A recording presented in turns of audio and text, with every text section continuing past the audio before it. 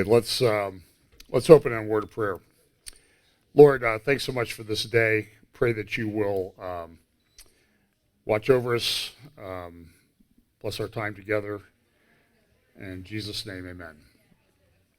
Okay, so today we're going to talk about, I promised that we would do sort of a little bit of a review of 2019 and then 2020 in focus. That makes a very good title. And it's interesting, at this time of year, of course, everybody is doing both not only a look back at what happened, but also a look forward as to what they think is going to happen in the next year. For example, this is in this morning's or yesterday's, this is this morning's New York Daily News. 2019 was bad, but national politics could be even more divisive in the new year. Gee, you think? I think we haven't seen anything yet. The economists, as I mentioned a number of times, they always have a sort of cryptic, symbolic forecast as to what they think is going to happen. So in 2019, they had their magazine came out called The World in 2019, and it had all these little symbols. You saw, Japan. You saw marijuana. You saw all these different things, and so it was highly symbolic. It's interesting. Back in 2016, they didn't have Trump on their cover, but in 2017, 2018, 2019, he pretty much dominated those. And then they just came out last week with The World in 2020, and if you look through there are sort of these interesting things that you can pick up. For example, the first line you see Trump, and then right below it you see exit. But if you take the BR at the end, there's Brexit. You also get down there's war, there's Russia. Diversity is one of the things that they put on there. So there's sort of clues as to where the editors and the economists and that type of thing think that things are going to go in 2019 or 2020. So we'll look a little bit at that today, but mainly looking at 2019. And so when I look at things today, I'm sort of taking a look back at the important things of 2019. But what you'll find is that a lot of the things that I considered important from a Bible prophecy standpoint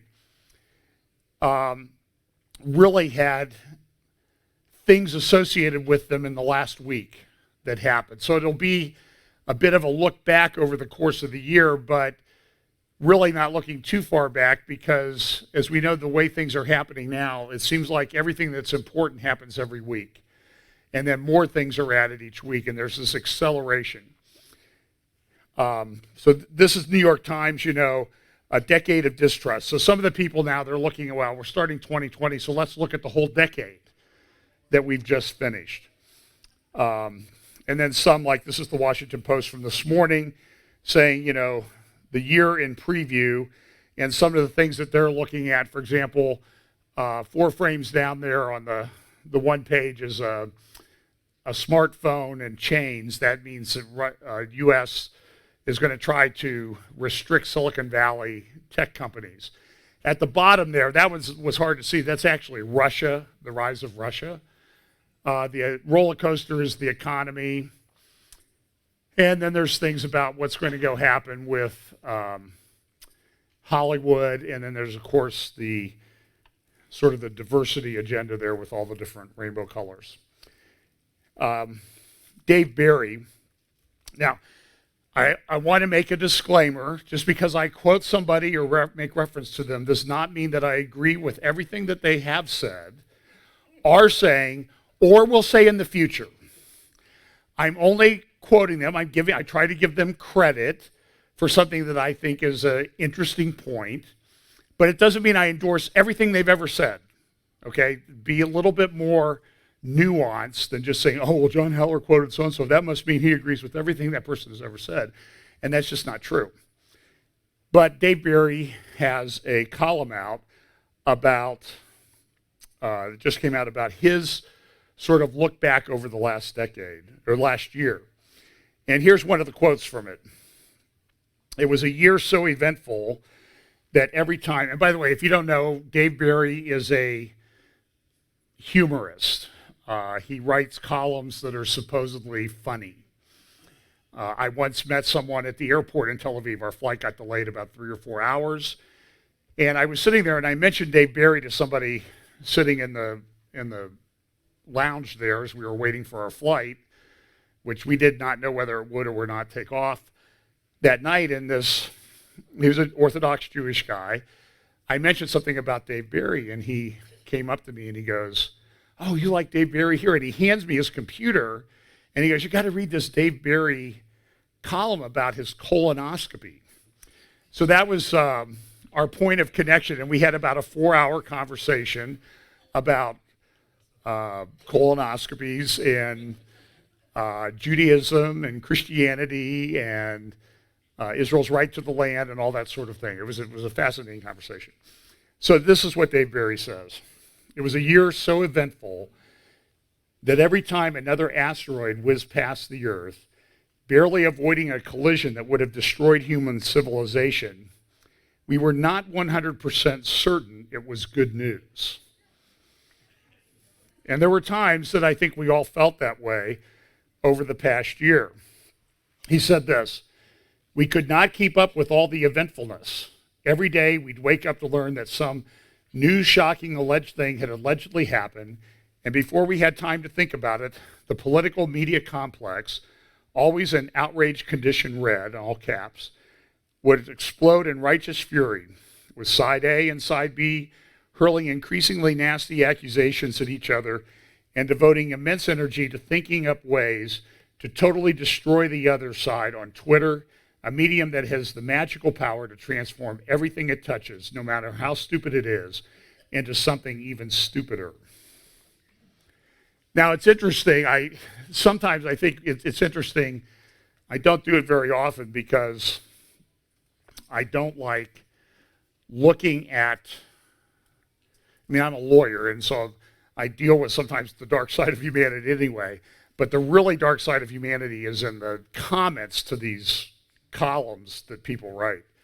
And here's what I read them because Barry's a funny guy, right? So, how bad could it be? And I'm telling you, in the first 20 comments, about 19 of them were along this line. Dave Barry is a nihilist. His father and his mother were alcoholics. His mother was a schizophrenic who committed suicide. He believes in nothing. He should kill himself.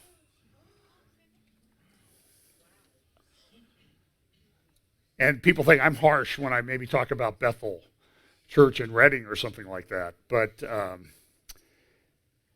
this is really the state of the world. We are in a very dark place. When Jesus talked about these end times, he talked about perplexity in nation rising against nation and ethnos against ethnos. And I think we're at a stage where I don't think I've ever really seen this type of vitriol. And it happens everywhere. We sometimes forget the admonition in Proverbs that a quiet answer turns away wrath. And things seem to escalate very quickly. And look, I'll confess, I've participated in this, and I really try to dial it back. But this is a problem. And of course, you're considered a hater. So we're going to look a little bit again, back at 2019, maybe a little bit forward at 2020, the convergence of events, the things that we talk about. And again, it really is a world disrupted.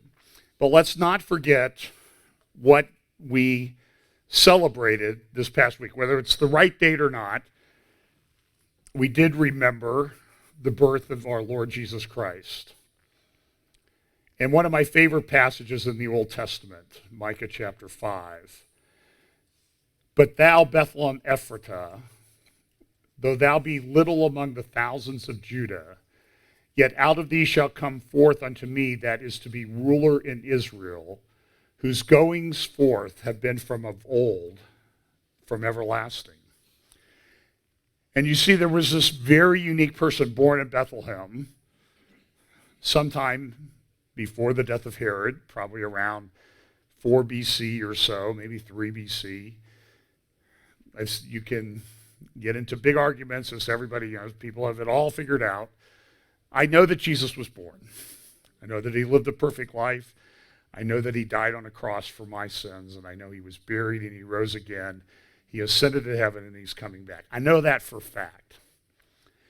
And it's interesting that these guys showed up, these magi from the east, came to Bethlehem.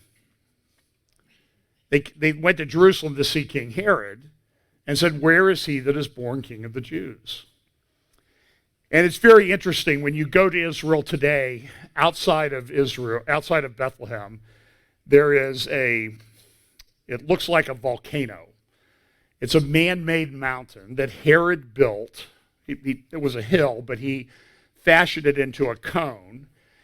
And down through the middle of it, he hollowed it out and built this phenomenal palace. And he had a lake there that he used to have large ships battle each other on. But when you stand there on top of the Herodium, it's called, you have this very fascinating landscape in front of you. On your left, at the highest elevation, is Hebron. It's a place where Abraham actually bought land to bury his wife Sarah. And it is where you can go and see the memorial structure that Herod built over the tomb of the patriarchs. Abraham, Isaac, Jacob, Sarah, Rebekah, and Leah are all buried there.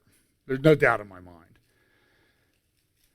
About 3/4 of a mile away is the ancient tell of Hebron, where you can, as you come up to it, and it's always interesting in the Holy Land because these things are built like right in the middle of neighborhoods. You walk down one of the oldest, if not the oldest, staircases ever found. That used to be the staircase that you would take up to the gates of the city of Hebron. But you can walk out on the tell. You can look up at the place where David had his palace because he ruled in Hebron for 7 years. And I remember when we were there, this related to the birth of Jesus Christ. So you can see Hebron from the Herodian. Then it goes downhill a little bit.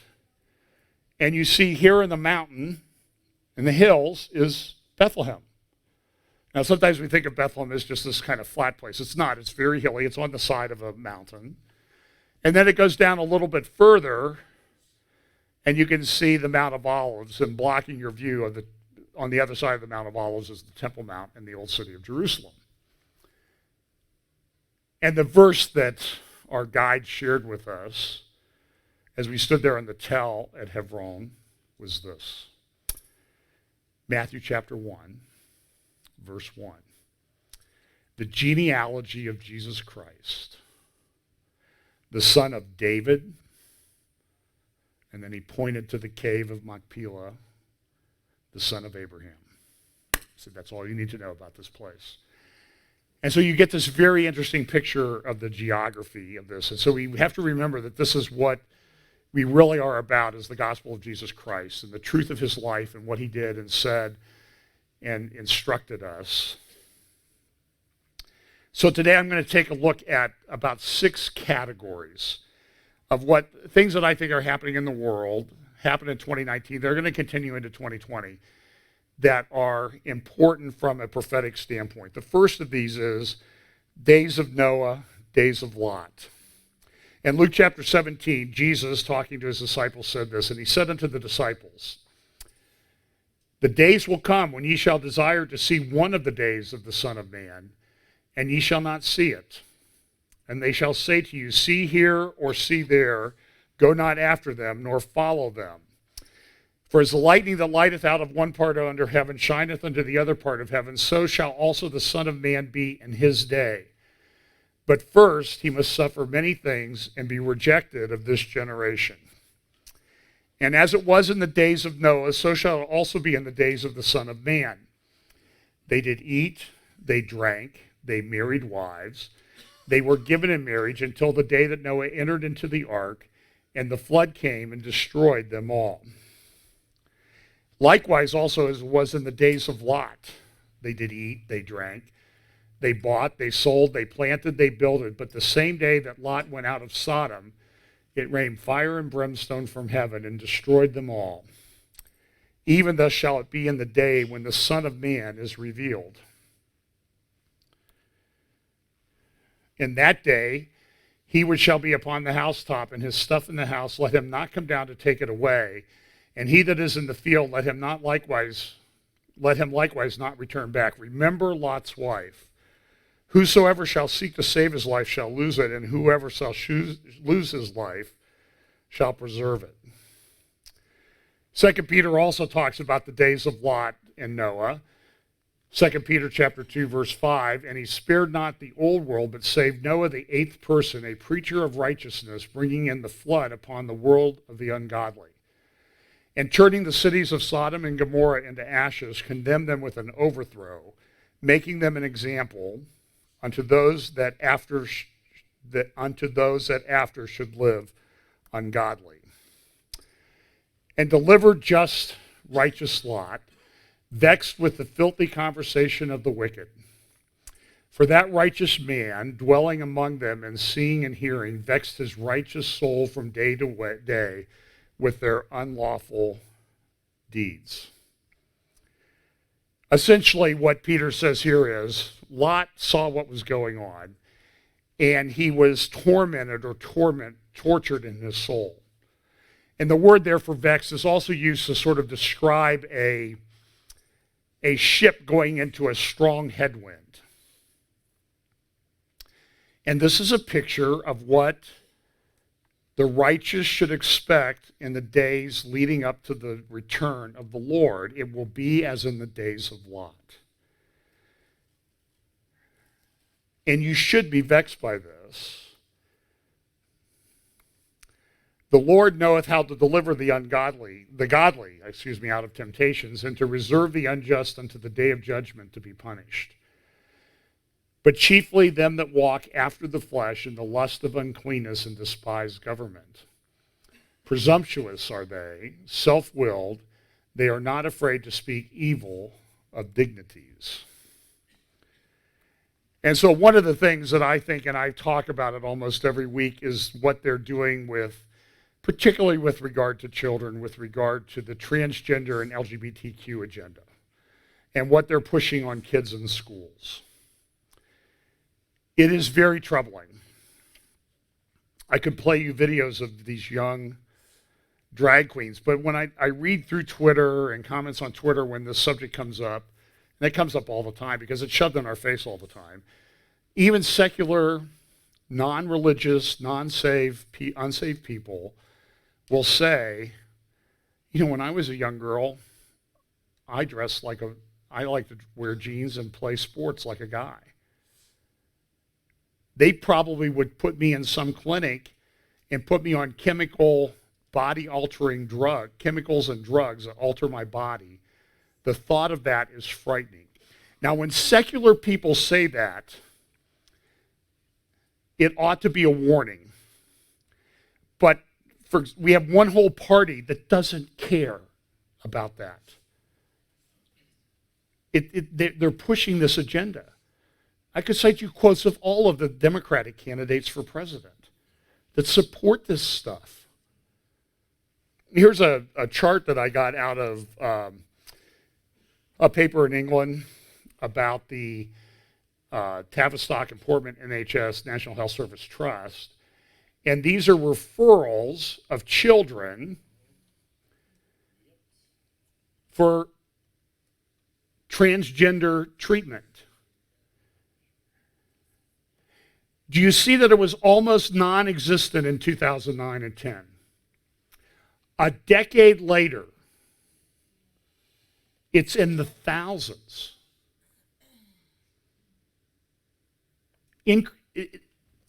it's almost, it's maddening. It tortures my soul to see this happening to children. I have young great nieces and nephews.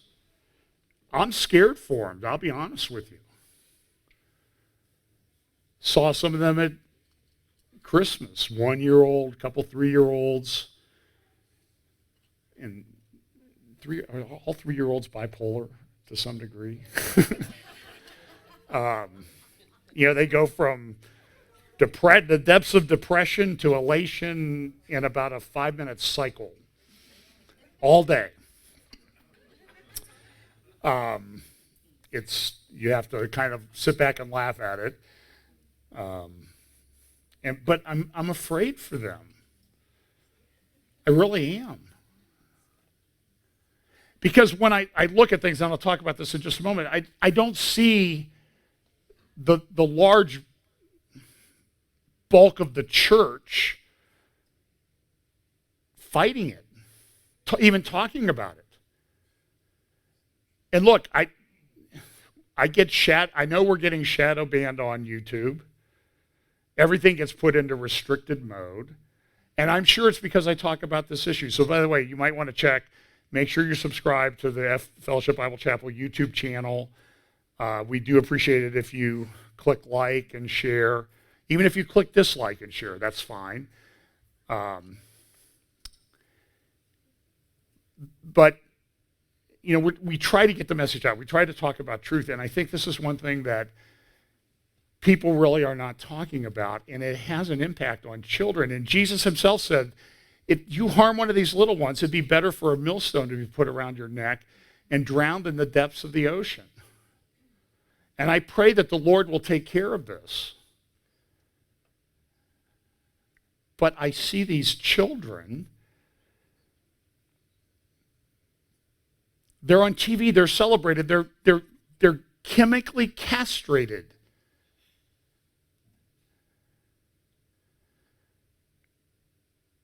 In the science shows, the actual science shows, that most of them, well above 95%, will outgrow it.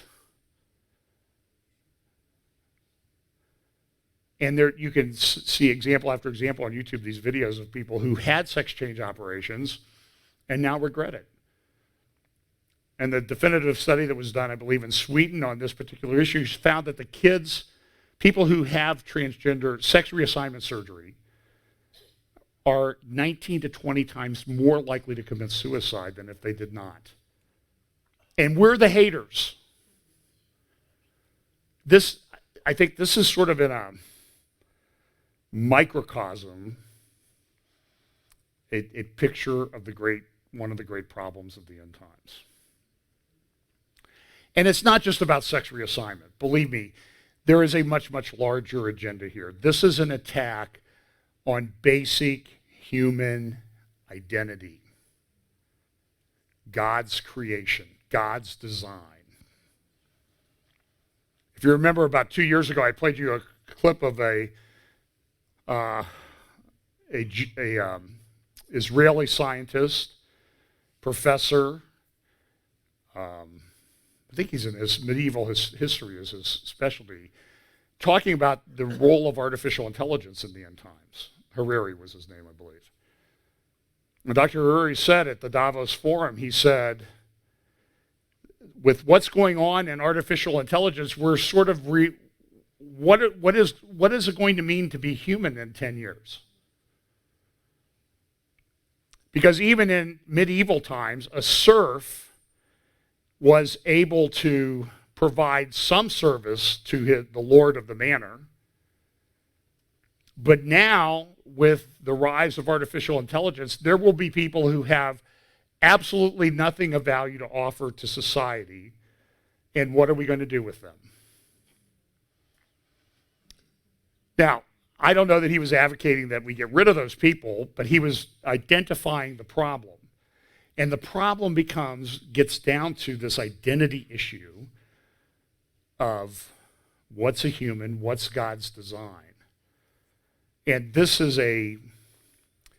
full-scale frontal assault on God's design of humanity. And it is evil and dark to the core.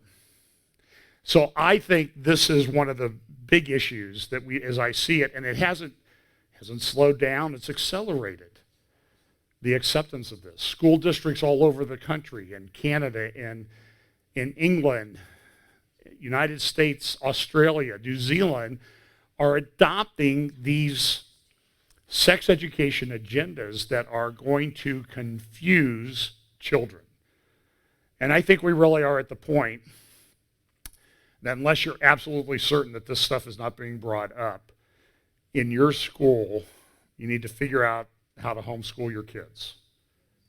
In fact, Heather McDonald and Dennis Prager, Heather McDonald is a very wise woman. She writes for City Journal, and she was interviewed by Dennis Prager recently about one of her most recent articles, and I can't remember the title, but I do remember one of her quotes because she said what I've been saying. And they were talking about universities. And look at what universities are doing to kids. And Heather's had her talks at universities, even at Claremont colleges in Claremont, California. They've been picketed. She has to have security. Now, I think she's in her early 60s. She's atheist, I believe. I don't even think she's a believer. So I don't endorse everything she believes, but she's very wise in some of the things she says. And she said with Dennis said, what are we going to do? And Heather said, and she didn't attribute it to me, but I don't know that she ever heard me say it, we need to start homeschooling kids instead of sending them to college. So you can look up her recent things. So this is I think, one of the big issues. And I will continue to harp on it because it vexes my soul. Now I'm going to turn and take a quick look at geopolitics that have happened over the last year. Now, I want to be careful that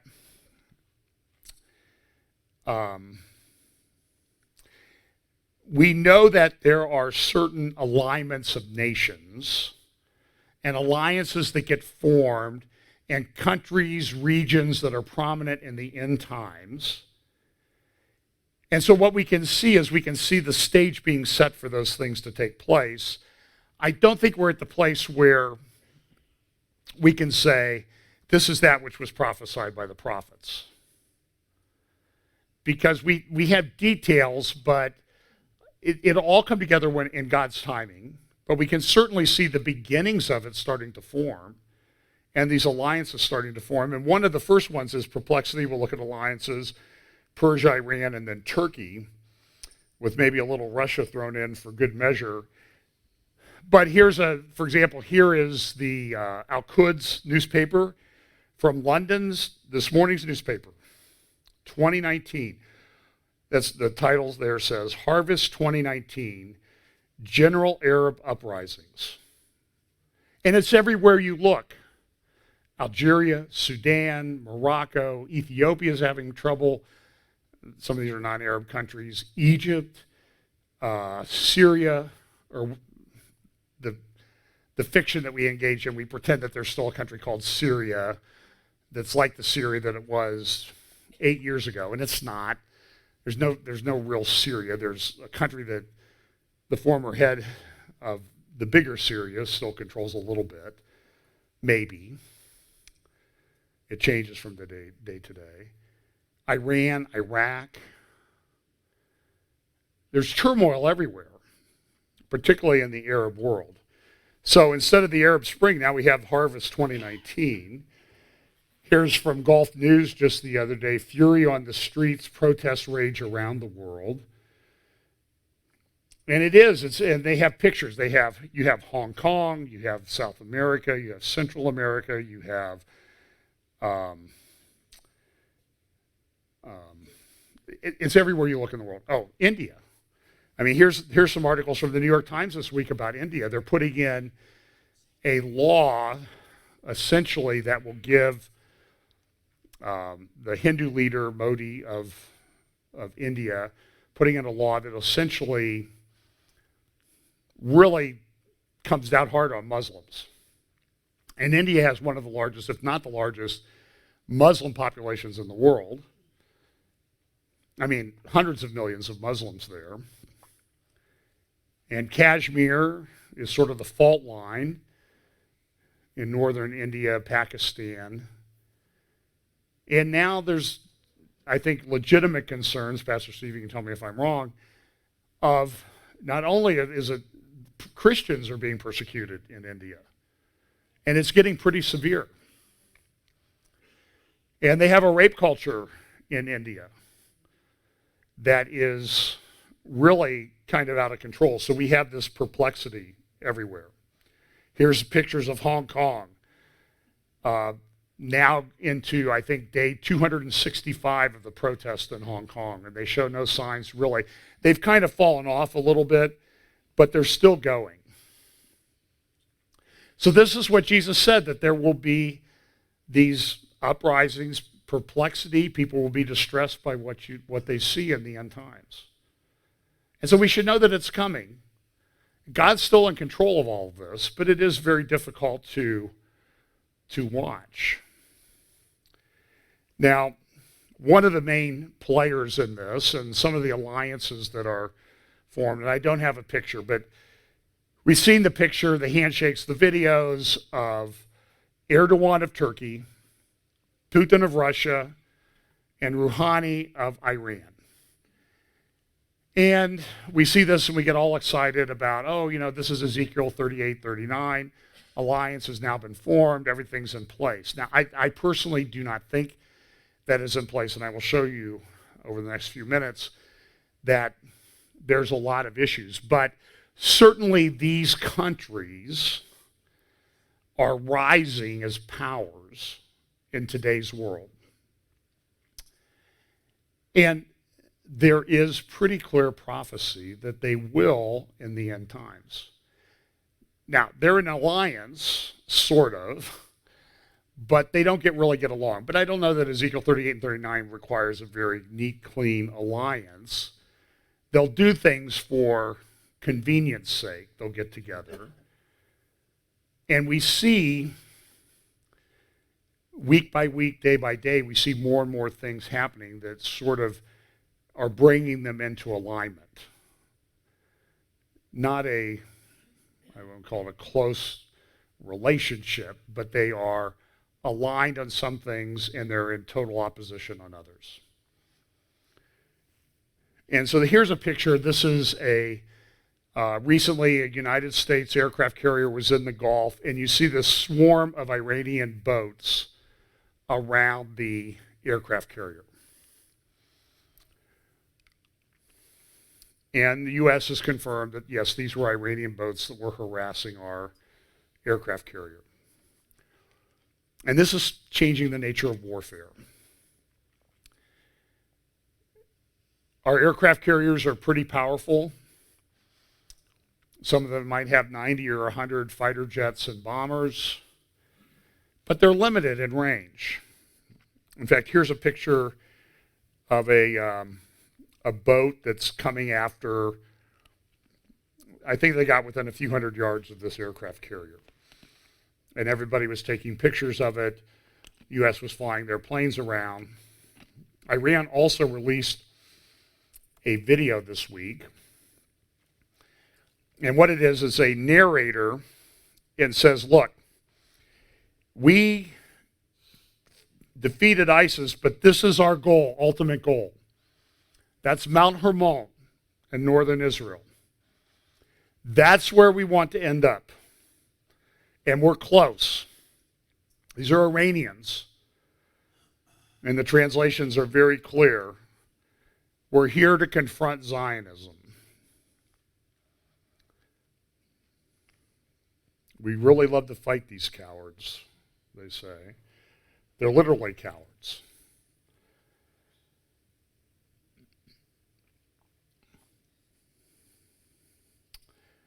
So, in the video, a narrator says that the battle against ISIS and other terrorist groups in Aleppo and Palmyra were only preparations for the final battle with Israel in the Golan Heights. Last year, the Syrian Arab Army, that would be the Syrian government, what's Assad's group, regained control of a long strip of the separation line with Israel in southern Syria following a large-scale operation. Until that time, there along, in fact, when Pam and I were there 2.5 years ago, when we drove up along the Golan border, no man's land, and ISIS groups were a mile and a half away from us. Now, there's the fence in between, and there's Israeli soldiers and tanks, so it's easy to be brave in those type of situations. But now they've driven ISIS out. Syrian Arab Army, Hezbollah, and everything have claimed it. And back then, when Syrian Arab Army took it over, Russia and Israel sort of announced that, well, we're going to keep the Iranians 30 kilometers or 40 or 60 kilometers away from here. And as this one report says, these reports, after looking at the video, these reports were not apparently accurate. Now, how many are there? I still think it's a relatively small number. But they have a goal in mind. And we know that goal in mind lines up with what the Bible says will happen in the end times. That's the interesting thing about that. We also had an attack of rockets in Iraq, killed a U.S. worker the other day and injured a number of others. And so now the question is, what is the U.S. going to do? Are we going to respond? Well, we had a $230 million drone shot down. Did we respond? We did not respond militarily. We responded with additional economic sanctions, but did not respond militarily. And then in mid-September, it's hard to believe it's been over 3.5 months ago, the Iranians attacked the largest refinery on planet Earth and severely damaged it, essentially cutting off about 50% of the Saudi oil production. And a very clever, intelligent, well-designed attack. And nobody got killed. But they did have a big impact on Saudi Arabia because Saudi Arabia was going to ready to do an IPO for its Aramco, which they did, and now Aramco is valued at over $2 trillion based on this stock sale. The richest company on planet Earth.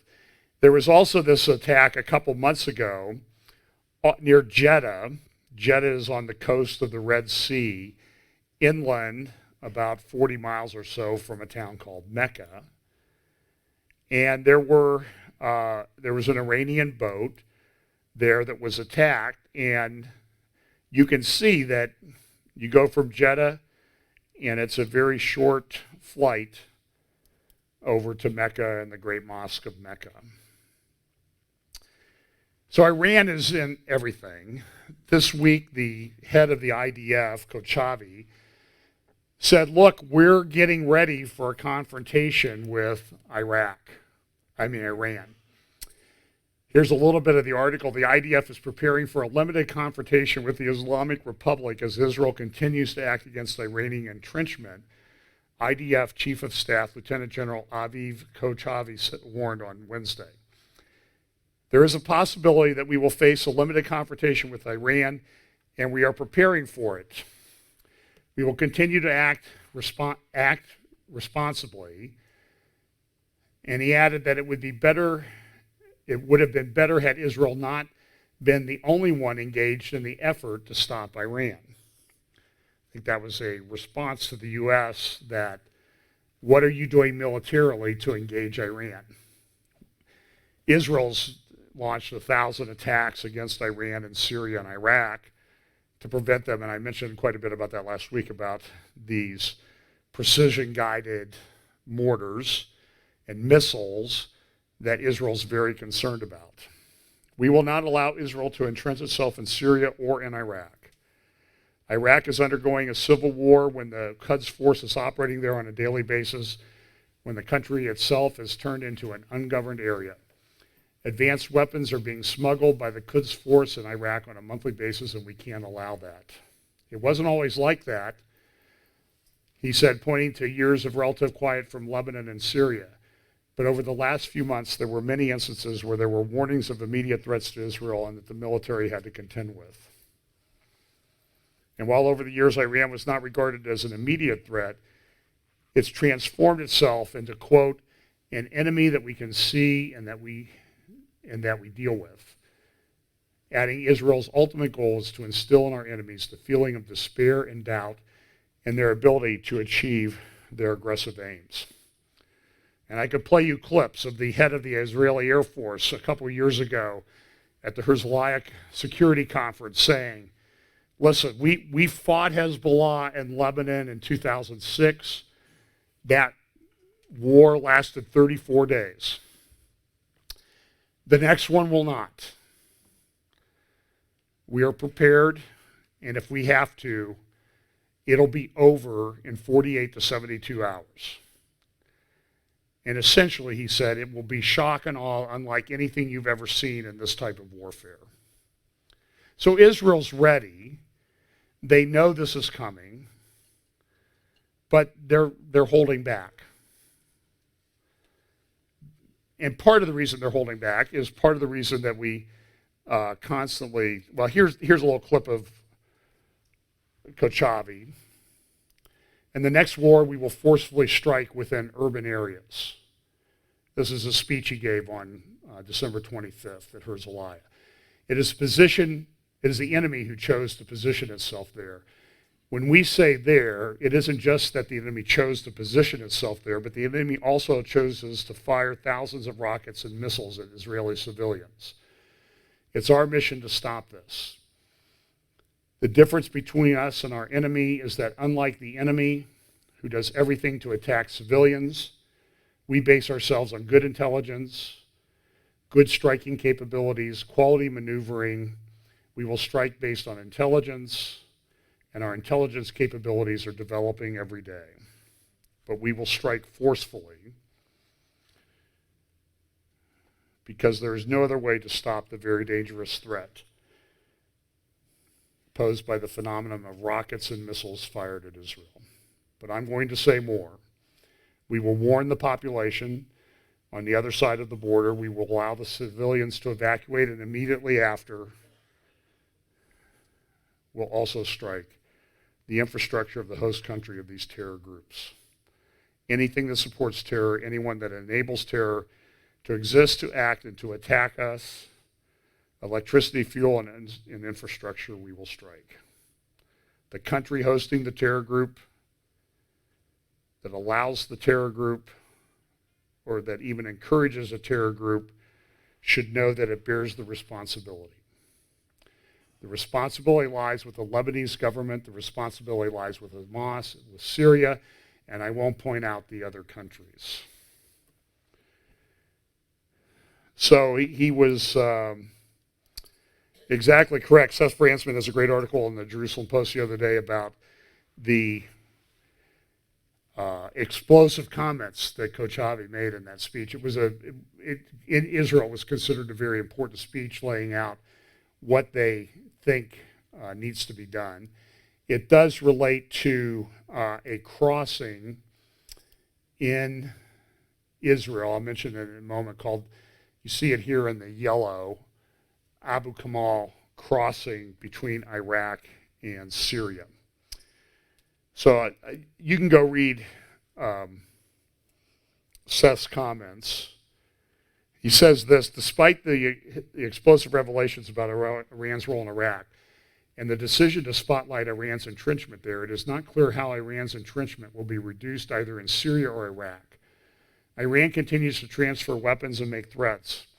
Although it is temporarily distracted by protests in Iraq and at home, as well as protests in Lebanon that have challenged Hezbollah's grip on that country, the overall picture is that Iran continues to upgrade bases like Imam Ali and Abu Kamal and plot its next steps. Iran has key officers such as Amir al-Hazadi, head of the IRGC aerospace force, involved in regional planning and strategy. So, Iran's been cut off, but what Iran's done is, okay, we're cut off from arms, and we're making our own. And so they're become very good at adapting technology and cloning things. So that's a problem. Jonathan Spire, who along with Seth Fransman, I think are two of the important journalists on the Middle East, talks about the blood-dimmed tide. Syrian chaos reflects the conclusive breakdown of the post-Cold War regional order. Let me just read a few quotes from this article. A number of significant developments underway in Syria reflect the confusing strategic situation in the region as a variety of players compete for supremacy. The forces engaged include global powers, regional powers, and sub-state forces and combinations of the above. No player or group of players is currently able or conclusively vanquish the others and then arrange affairs according to its will. Russia can't do it, Iran can't do it, Hezbollah can't do it, Turkey can't do it. So it's like this giant Mexican standoff, so to speak. The situation reflects the conclusive disappearance over the last decade of the post-Cold War order in the region and the emergent fierce competition to fill the vacuum it has left. And one of the areas where this battle is raging now is up in northwest Syria, around Idlib. You can see it up here in this area. The red areas are controlled by the Syrian government with the help of Russia and Iran to a little extent. The green areas are rebel groups supported mainly in large part by Turkey. So this is a place where Turkey and Syria and Turkey and Russia are kind of at odds. And so what's happened is that it was reported in the Arab news the other day that 230,000 civilians have fled Idlib in 2 weeks in a Russian-backed offensive in that area by the Syrian government. They're bombing hospitals.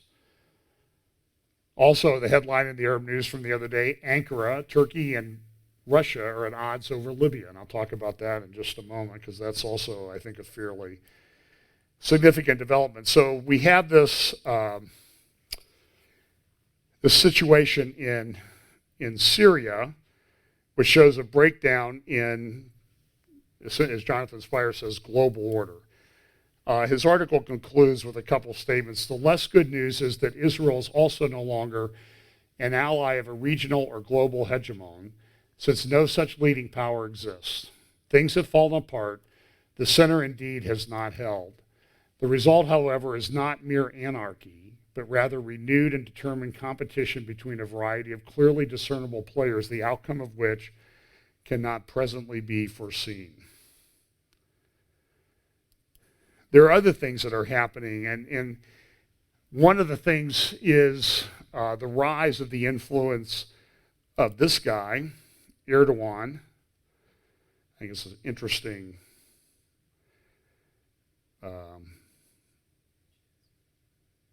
montage of him and what sort of lies behind him. But this is interesting. So in northern Syria, the U.S. partnered with the YPG and Syrian Defense Forces, mainly Kurdish people, to withstand attacks from ISIS and the YPG and SDF. They lost 11,000 people in defeating ISIS. They were very instrumental in doing that. And of course, as you know, President Trump said, well, we don't really have any interest here. We're essentially pulling out. Turkey's moved in. Turkey claims that about 500,000 Syrians have moved back into that area as the Kurds have fled. It's kind of an ethnic cleansing. It's very complicated.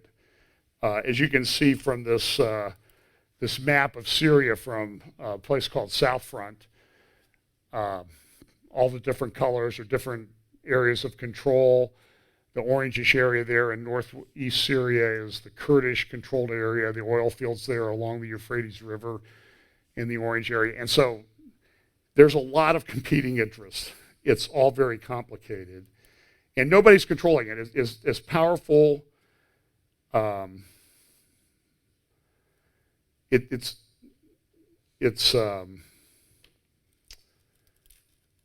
very complicated. Spire notes this: in various forms, Iran is present all the way to the border with Israel. They've reopened this crossing at Abu Kamal, which is in the yellow area there. And this is part of Iran's desire to build a land bridge. They'll never call it that, but they want to have access from all the way from Iran through Iraq, Syria to the Mediterranean. Further south, the Iranians have carved out an area of de facto control, Spire writes, of their own in the area just west of the Euphrates. Tehran, of course, nominally supports the Damascus government, but the Abu Kamal crossing, the Aman Ali base, with its tunnel system for the storage of missiles and heavy weaponry, and the villages around Mayadin, the Syrian government is nowhere to be found. The Iranian Revolutionary Guard and its militia allies, including Lebanese Hezbollah, are the de facto ruling force. This area, unsurprisingly, is a particular focus for their air activity attributed to Israel. The most recent air raid took place on Wednesday. So, a very complex situation, and we'll have to see how this plays out. But so the YPG helps the U.S. They also help the U.K., which has an interest in sort of beating ISIS. And now the word comes out, this is an article in The Guardian the other day, a father of a Kurdish guy who went to northern Syria to work with the YPG has now been arrested in the UK for supporting terrorism. You probably don't even understand. So the YPG were guys that worked with us to defeat ISIS. This guy in the UK helped his son go there to work with the Kurds and the YPG to beat ISIS. Now all of a sudden, the YPG and everybody is bad, and this guy's charged and arrested in England for supporting terrorism. But I thought we were working with them just a couple of months ago. What happened?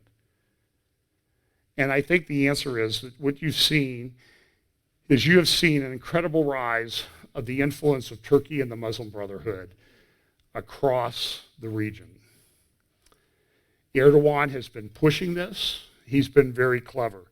And so in the Eastern Mediterranean, and I mentioned this last week, you can see Israel on the right, Egypt to the south, Libya to the left on the south part, Turkey in the upper center of the picture, Greece to the west. You also see Cyprus there, and you can also see Crete.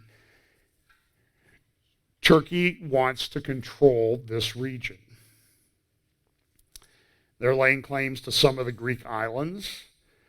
They have also entered into an agreement with Libya government, the Libyan government being supported by the UN and to some extent the US. I also think that Germany supports it, but France supports the rebels in Libya. France supports the rebels in Libya. Excuse me. And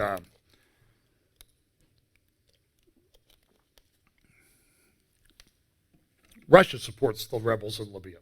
So here's a place where Russia and Turkey are in conflict.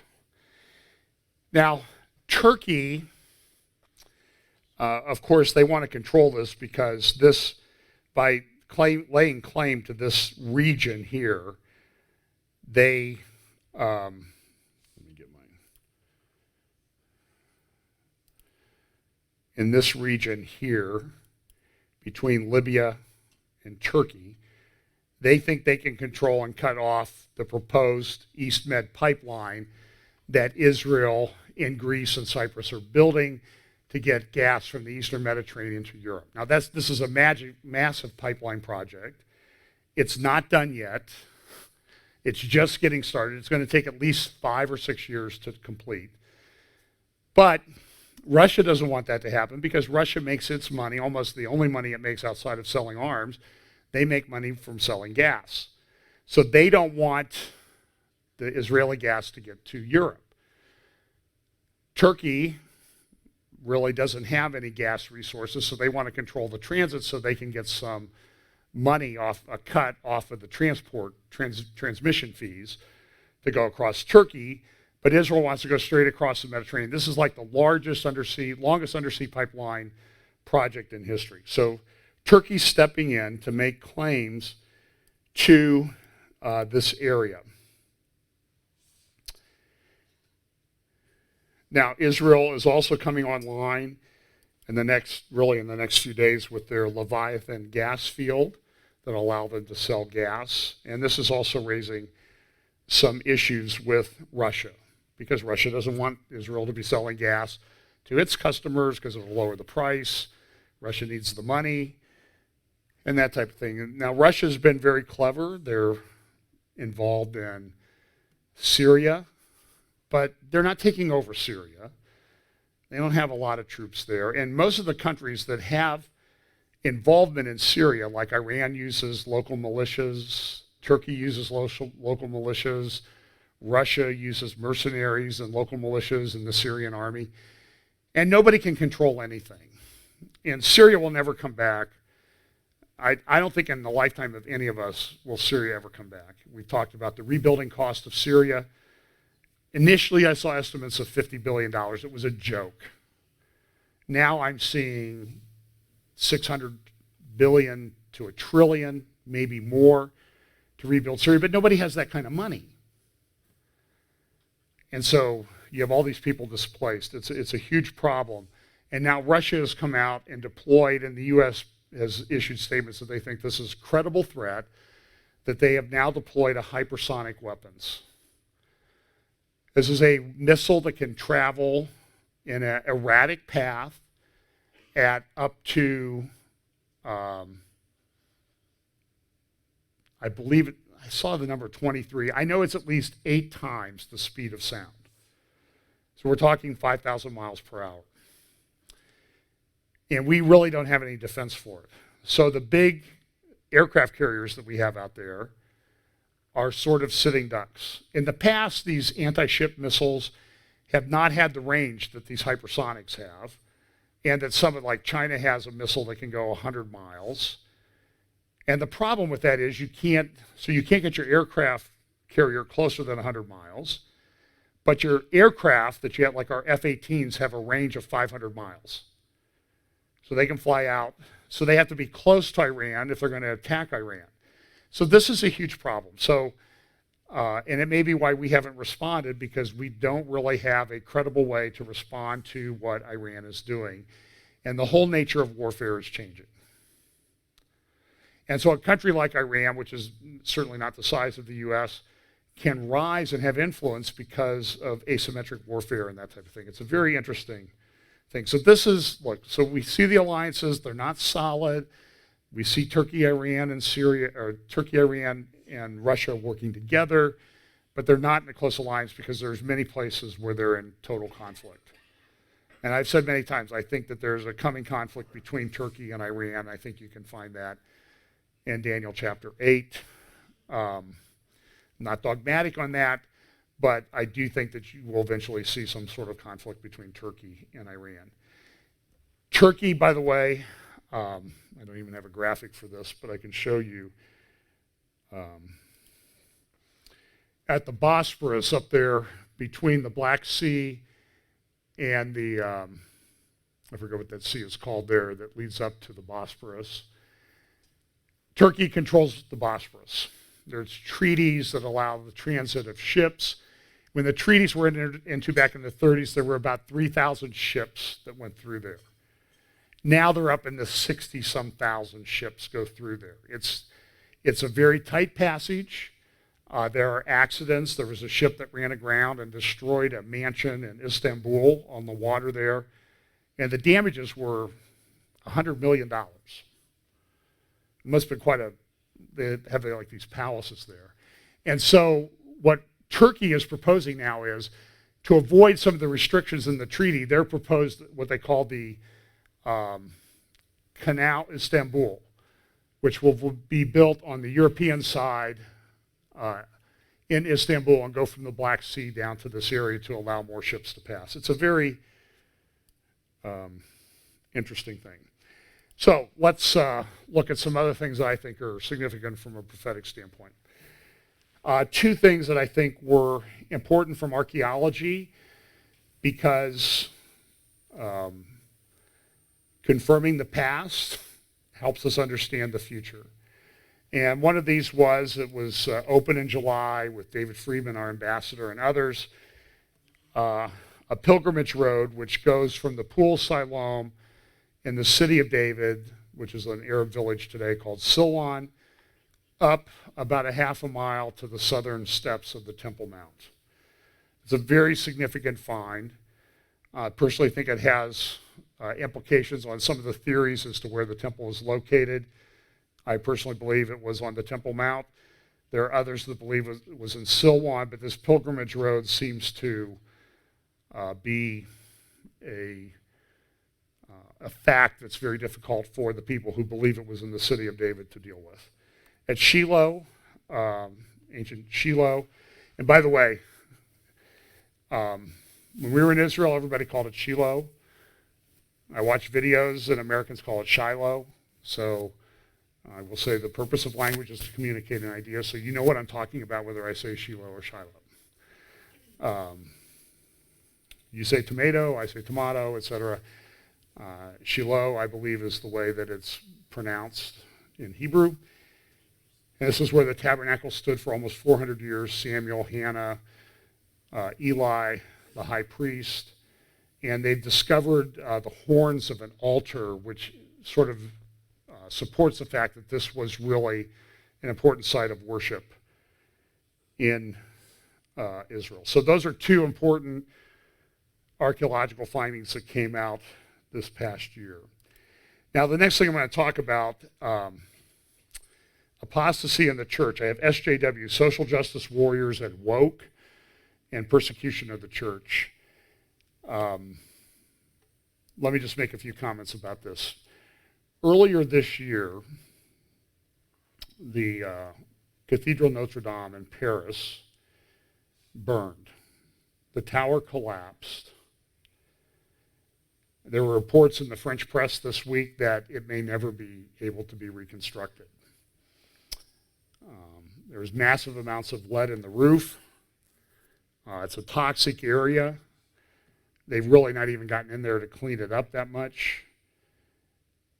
But I think it's interesting because I think it's highly symbolic of the way things are going for a large chunk of the church in the world today.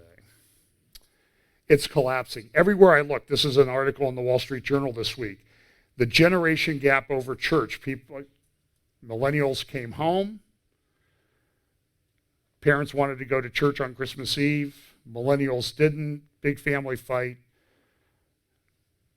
because millennials don't go to church at the same rate.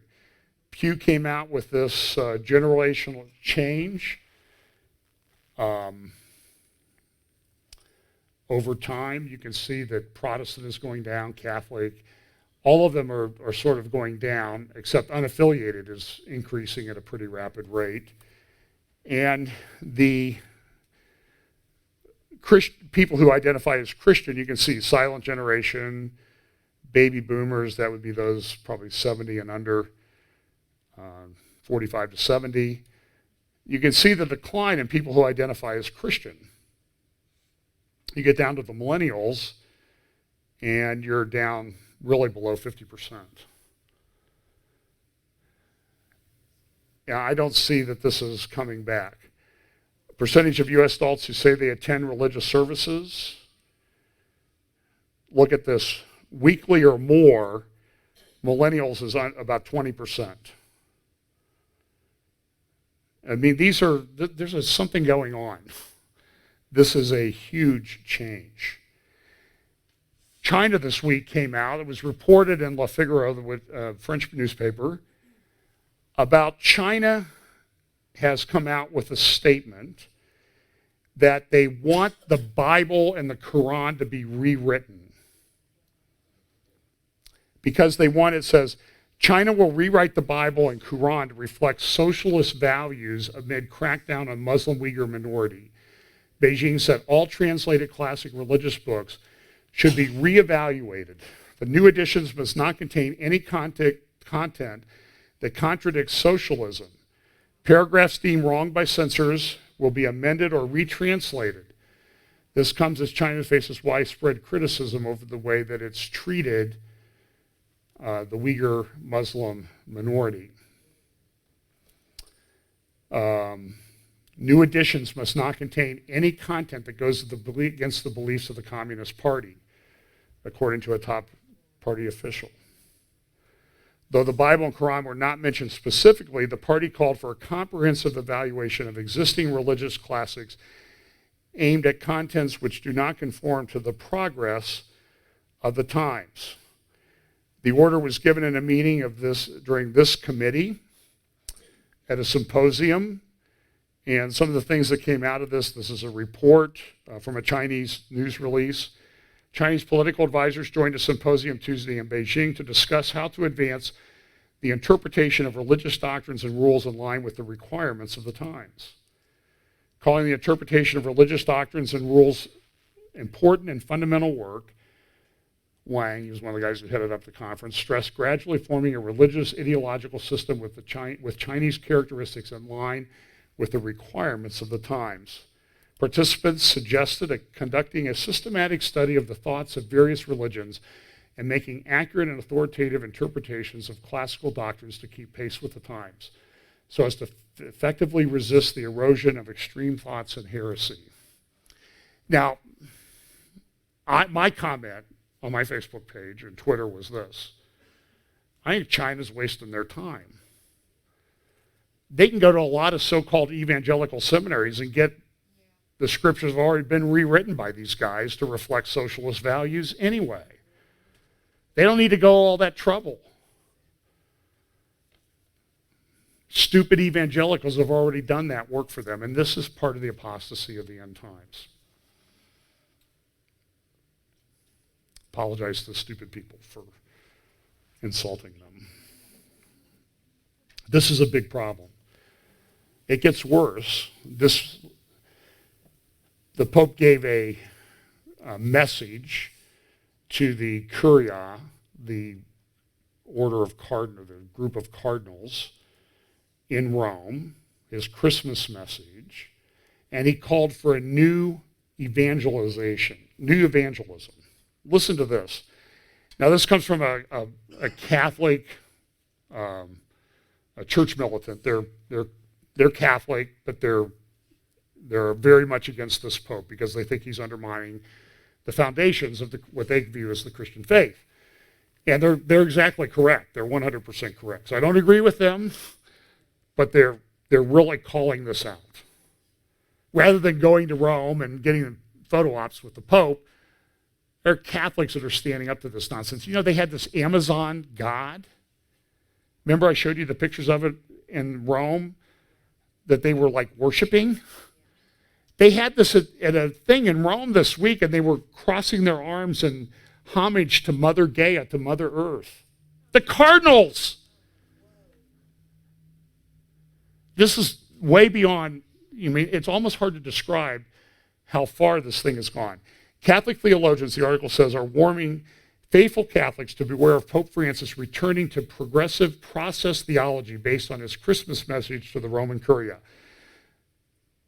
The article says, the Holy Father seems to be teaching something called process theology, a widely published Catholic theologian told Church Militant. Put simply, this is the idea that God changes a society and the word changes, that God is in the processes. That is completely, I am God, I change what? I change with the times, I go with the flow, I change not. The theologian who agreed to be identified simply as a priest who studied theology in the late 1970s explained that process theology is an attempt to weave evolutionary theory into theology and was pioneered by the Protestant philosopher Alfred North Whitehead and the Jesuit paleontologist and evolutionist Pierre Teilhard de Chardin. Francis quoted St. John Henry Newman from his essay on the development of Christian doctrine, and Francis noted, "Here below, to live is to change, and to be perfect is to have changed often." This is like, and the one thing you'll see is the cardinal sat there. Nobody ran from the room screaming when this guy was doing this. In his Christmas address, the pontiff clarified that for Newman, quote, change was conversion or interior transformation, emphasizing that change is particularly significant for our time since it is not merely an epoch of changes, but an epochal change. The Pope said we need to initiate processes, not just occupy spaces. God manifests himself in historical revelation in history, the Pope said. Time initiates processes and space crystallizes them. God is in history in the processes. And so he goes on and says, in this sense, we are urged to read the signs of the times with the eyes of faith, so that the direction of this change should raise new and old questions about which is right that we should face. It sounds like Brian McLaren or somebody from the Emergent Church giving a talk. This is the paragraph that I find disturbing. It seems right out of a book of process theology, the theologian observed. I remember process theology as a trendy theology that appealed to liberal half-wits. I like that guy. They get on half Twitter, I guess. It was fashionable for a time, but I had thought it had died out along with bell-bottoms and tie-dyed shirts. Apparently not. One person says, never underestimate the ability of postmoderns to use tons of words in order to say absolutely nothing. And again, at the same time this is going on, Christians are being persecuted in Africa. Another thing that I think is significant, I'm almost finished here, is demographics. Now, one area that I never talked about demographics, this was a science article that came out this week, published in a journal called Biological Conservation. Worldwide decline of the Entona fauna, a review of its drivers. And the summary says this: this review highlights the dreadful state of insect biodiversity in the world, as almost half the species are rapidly declining and a third are being threatened with extinction.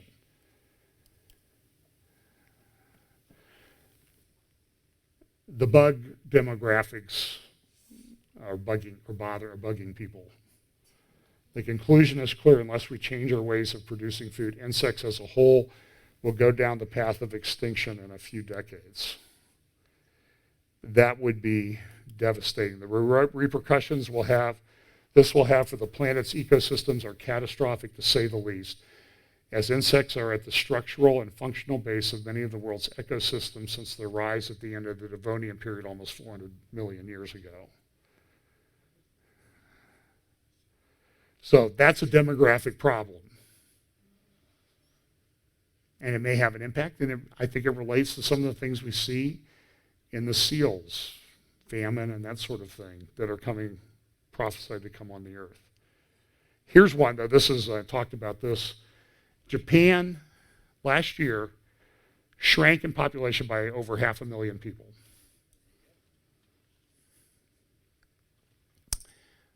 Those numbers are going to grow very rapidly over the next 10 years.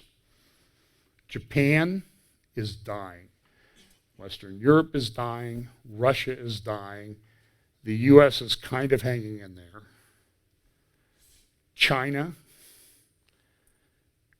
will, over the next few decades, lose over 25% of its population.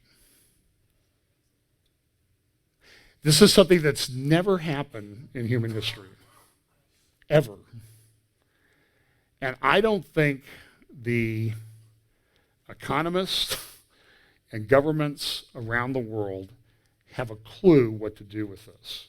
Now, I also think that some of these things that I see prophesied are going to happen more quickly, because the countries that are in decline are some of the players in Bible prophecy, and they're going to realize we've got to act now while we have people to do this. That's why I think things will happen more quickly. Another thing that happened this week, this was in the Daily Mail, information has been teleported simultaneously between two chips for the first time, which could help protect the world's data on super-fast quantum computers. I don't understand how they did this, but they were successful about 91% of the time in transmitting this. So this rise of artificial intelligence, this is all part of, I think it's part of demographics. I will say this, what's happening in Japan with the rise of AI robots, let me be blunt, sex robots will accelerate like you would not believe. I mean, I'm 65. I don't know how, Japan won't be a force if I live 20 years. It's over. It can't be turned around. They don't allow immigration. They cannot turn this around. And you add AI on top of that, and you have this issue that I think is the governments of the world are going to have to fight about this. Israel and anti-Semitism, just a couple things I think. We see this. Now, Israel's going through more rounds of elections. They're going to go to third elections in March. Netanyahu was challenged as head of the Likud party. He won, I think it was like 75% to 25%. So he was able to resist the challenge. Excuse me. The challenge to his leadership. The International Criminal Court, they're coming out to attack Israel again, and the International Criminal Court, are they going after Syria? Are they going after Iran? Are they going after the Iranian Revolutionary Guard for killing people in Iraq? Are they going after people in Libya? No, they go after Israel. At Human Rights Watch, Halal Noor said this list of 2019 UN General Assembly resolutions on countries. North Korea, 1. Myanmar, where they're slaughtering Muslims, 1. Algeria, 0. Turkey, 0. Russia, 2. Qatar, 0. Saudi, 0. Syria, 1. Iran, 1. US, 1. Israel, 18. This is rising. And then just reported, there was articles in the New York Times on Saturday about how in New York City there have been like 9 bad anti-Semitic incidents this week. That was yesterday. This morning, these are the headlines. A man with a machete went to the home of a rabbi during Hanukkah and attacked and injured 5 people. I believe they all survived. He was arrested. You may find this surprising. Getting information about what the guy's motivations were has been impossible. I mean, if they pulled the guy over for a parking ticket, they could release all sorts of information almost immediately. But a guy goes in with a machete to attack Orthodox Jewish worshipers during Hanukkah, and nobody has an idea what his motivations were. This is prophetic. And I see a rise of anti-Semitism really in the evangelical church that's shocking. So look, this is prophesied. These are important things. We'll continue to cover these each week. You can go, as I said, to Fellowship Bible Chapel. Make sure you're subscribed. Feel free to share it if you want on social media and elsewhere. And we appreciate you following us. We try to bring a little perspective to the craziness that goes on in the world. And hopefully we remember it is insane out there. Things are going on that are almost inexplicable. And I'm just saying, as I'm watching these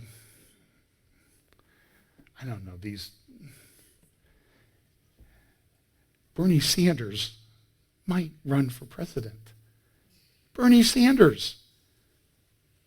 Liz Warren.